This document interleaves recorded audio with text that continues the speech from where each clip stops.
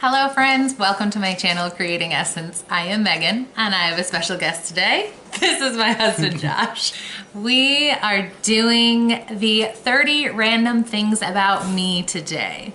We decided to do it a little bit different. This is our 1-year anniversary month for our YouTube channel. So we decided to split it up a little and we're doing 10 things about each of us and then 10 things about us together. I only have one kidney, and I was born that way. It's not something that happened afterwards. There were no abductions and... There are aliens in outer space that ran tests on him and have his kidney in a jar. I am the third of 4 children. I know, that's super unique. So yeah, I got my first tick bite, and it so happened it traveled with me on a business trip, attached to me. And I didn't have a way to remove it, so I tried to use 2 different credit cards. It didn't work, and I ended up with Lyme's disease and Rocky Mountain spotted fever. 2 diseases, 1 tick. That tick was an overachiever. My maiden name is German, and it means stomach. I gave blood 2 times last year, and required... They were the only 2 times ever that he's Yes, given blood. it was the first time I decided to finally do it. And it didn't go well. I required assistance because I got lightheaded and very nauseous. For a long time, really sick. And after the second time, the head nurse spoke to me and said, you know, you might want to figure out another way to help, because this isn't for you. This is Reese. She wants to be in today's video. Everyone say hi to Reese. Until we met, I always thought I had brown eyes. I was always told as a kid I had brown eyes, and then he told me one day when he was looking in my eyes, said, you don't have brown eyes, you have green eyes. Just like a little bit of brown, so they're basically hazel, but you have green eyes. Side note, I didn't look into her eyes until 12 years into our relationship. I spent a lot of time as a student in college. Was it 4 different colleges, 7 different colleges? I don't know. But I had 7 different majors throughout my college time. Occupational therapy. I was pre-med. I did criminal psychology. Then I did criminal justice. And then I did computer forensics. And then I did cybersecurity. And then I did information assurance. So if you just take out the OT and the pre-med, they're kind of all related. Yes. They're just like you worked into a specialty. When I was a kid, I always wanted to be a mom, and everyone always told me, you have to do something with your life. You can't just be a mom. So I said, great, I'll be a marine biologist because I love orca whales. And then she got this whale. Love my shamu.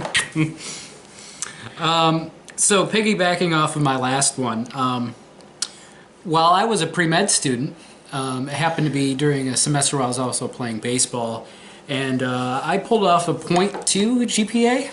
Overachiever. I mean .2, 0.2. It was 4 Fs and a D. I went to a very small public high school in upstate New York. In my graduating class, there were 91 people. In that class, there were 9 Megans. It was a really popular name in the early 90s. And most people called me Bob because they'd be like, how do we differentiate between you and the rest of the Megans in your classes? So just be like, I'm Bob. And it kind of stuck after my freshman year. There were no Bobs in my class. None. When I was 12 years old, a local boy was throwing a knife around that he found, and it found my arm. Hood. Yeah, the mean streets of Phoenix, New York. Not Arizona. It was not real deep, only like a ½ inch or so, and we treated it in an interesting fashion. Hood. Yeah. My parents just held... And we say that because we lived it, not because we're judging. Yes. My parents held baby wipes on. I am deaf in one ear, like profoundly deaf. and in the other ear I only have about 50% hearing, and I can only watch TV with closed captioning on, and it drives him bonkers. He pretty much knows if I'm watching TV, he just has to deal with not seeing half the screen because I need closed captioning. I can hear what's being said, I can't articulate I can hear the sound. I can't articulate what's being said. He's learning to love closed captioning. No, it takes up half the screen, and then I spend all my time watching the subtitles, and I have no idea what's going on the screen. I only wore sweatpants up until 5th grade. It was fantastic. It's a great way to live your life. And then from about 5th grade until maybe 5 years ago, He wore real pants. I wore real pants, and now I just wear sweatpants again all the time. Unless he's going to work. Yeah. Then he briefly puts on real pants, and then he comes home and puts on sweatpants. My big boy pants. I have to special order my shoes because I wear size 12 wide. I can't just wear regular 12. It's wide. It has to be wide. Like super wide. Super wide. Pontoon. Yeah. My midwife used to affectionately joke when I was pregnant and would also start swelling.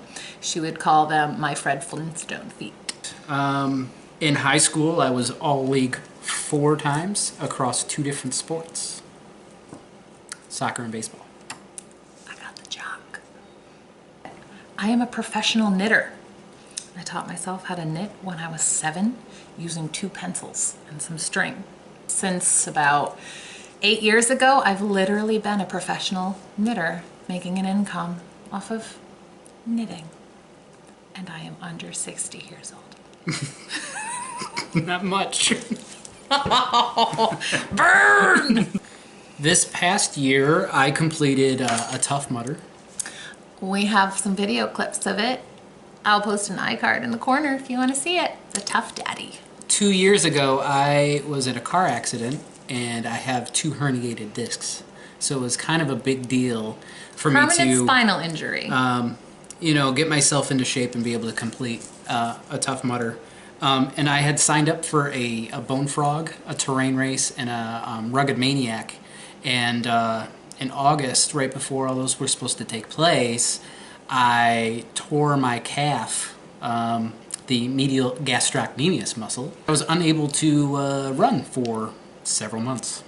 Still can't run, just like getting into moving up and down the basketball court well. I run, it's just not quickly. I have really bad social anxiety. Like, I have panic attacks before I'm leaving the house because I need to make sure that everything is just right, and I need to make a list of where we're going.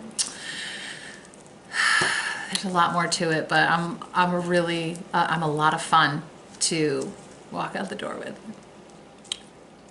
Which makes it interesting because she also has it with cameras. So what we're talking to right now is actually a bush. A bush. There's a shrubbery on the dining room table.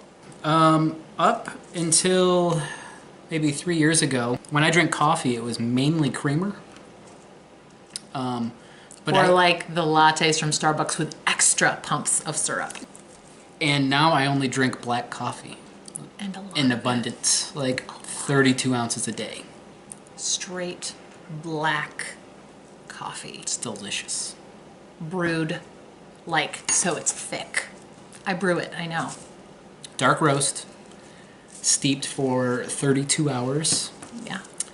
It's supposed to be, it's technically a concentrate that you're supposed to dilute, and I don't dilute it. I drink it straight. And even then, it's sometimes a little watery.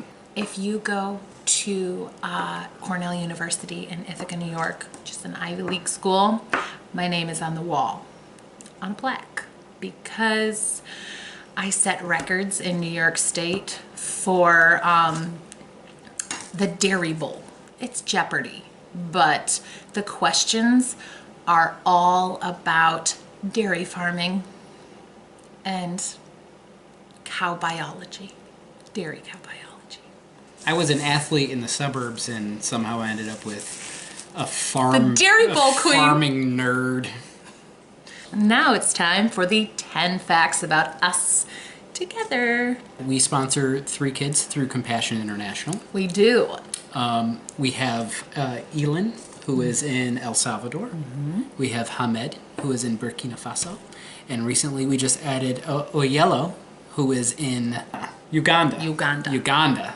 Yep. She was new just earlier this week. We decided to add another one. We write letters to them and send them pictures, and they write back, and we get pictures of them, and it's really a cool thing for our kids to see and to learn about the countries and learn about how people really live. And really, despite having really hard times, we still live with incredible privilege. We have 6 cats. 4 of them are his. He loves cats. Why are 4 mine? Why aren't 5? Rocket's That's mine, true. That's true. 5 are his. So we initially got 2 cats. They used to love me when they were babies. I was their mama. They literally would ride around in my bathrobe pockets. And now they love him. They love him. If I speak to them, they're like, is my food dish full? Because that's the only reason I can see you needing to have anything to do with me. I let them come to me. I just want to squeeze them. Attack them with love. With love. I mean, attack is so harsh. But it is in an attacking manner. Like, get over here! I'm gonna love you whether you like it or not! In the year 2007, When which Annie was a newborn baby. a little more than a year after we had been married, we each had 3 jobs for a total of 6 jobs. At one time. And I think that year we still didn't make it above the poverty line. Nope. Nope. So it was definitely not the good jobs. Nope. We couldn't, neither of us could find like full-time jobs, and we had a baby. So we just kept taking on jobs to make ends meet. 6 jobs at one time, and we just passed a baby between us. Hard work. Maybe it's what we are today. Yes. So when we were talking marriage, talking family and future, he wanted 2 kids. I wanted 4. We settled on 3, and I was like, maybe 4. And he's like, maybe, but no. We have 6, and we want more. Yeah. We'll see. Maybe not biological. For the past, I don't know, what, we were at L4 Cedar Circle at the time, so that was 2010? Ella, yeah. So starting in 2010, that was the first time I'd ever 7. watched The Office. Yeah. And since then, we have watched The Office every night to go to sleep. Yep. Turn it on when we get So, in bed, and we watch The Office. Closing to go in on sleep. 8 years of watching The Office on Netflix. To go to bed Every at night night. to go to bed. When we were dating, before we said that we loved each other for the first time, we had a conversation about what love is and decided on whether or not we truly felt that, and then had a mutual agreement at the end. Yes, we love each other. And then we could both freely say, I love you to each other after that. It wasn't an emotional, like passionate conversation. It was an intellectual conversation. It was an intellectual conversation Like, about what is love? What is really love? What does that mean? what do you feel? What do I feel?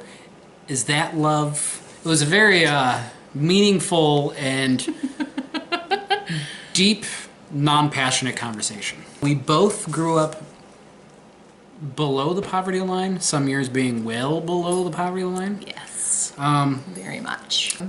We've worked really, really hard to get where we are because we know what it's like to literally have nothing. There's a mindset, I think, that it's just part of, living in true poverty. And I think despite making more money, we still have that mindset a lot of times. Yeah, I'm talking hand-me-downs. The poor people didn't want them, so they gave them to us. Well, they had outgrown them. Just didn't want them.